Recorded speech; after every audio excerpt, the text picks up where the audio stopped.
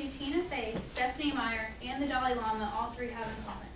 Well, recently, Hachette Book Group Company told us on their website that all three of these people have worked with an editor from Little Brown and Company.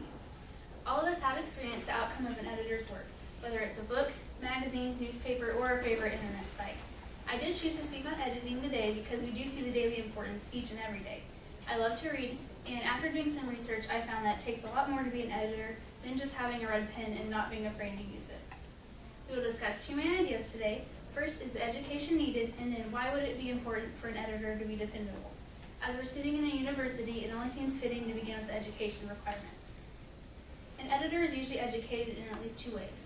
In 2010, ONET, partner of the American Job Center Network, presented that 73% of editors are required to have a bachelor's degree.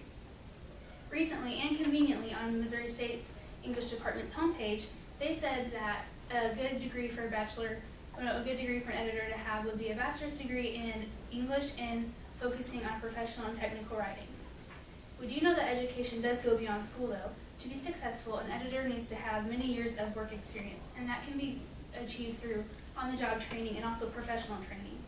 And what a student can do while they're in school to begin that is to serve on an internship. We've just looked at the education needed. Now we will discuss why is it important for an editor to be dependable. To be successful, an editor does need to be dependable first because they will need to depend on themselves. They need to be responsible, be willing to take on challenges, and have persistence. An editor is responsible for their knowledge. As we know, English is always changing, and an editor needs to know what is changing so they can challenge an author's work. And it is a process, so they need persistence. An editor may see something that they know is wrong, and they may not be able to put their finger on it right then and there, but eventually they do have to figure it out. Second, an author depends on an editor. Riley Guide recently in a job summary acknowledged that the publication process is overseen by an editor. And what they do is they review, they approve proofs, and they plan the contents of what and will not be published, and they also allocate for print space. And then third, readers like you and I depend on an editor. What we see is the final product. We do not see them improving the readability. They also verify facts, dates, statistics, and they detect and correct errors. And they also go over the information and decide if it's something that would be appealing to the readers.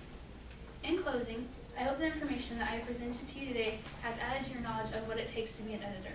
We've discussed why it is important for them to be dependable and the education requirements. Now let me ask you, what do Reagan Arthur, Asa Munich, and Tracy Bahar have in common?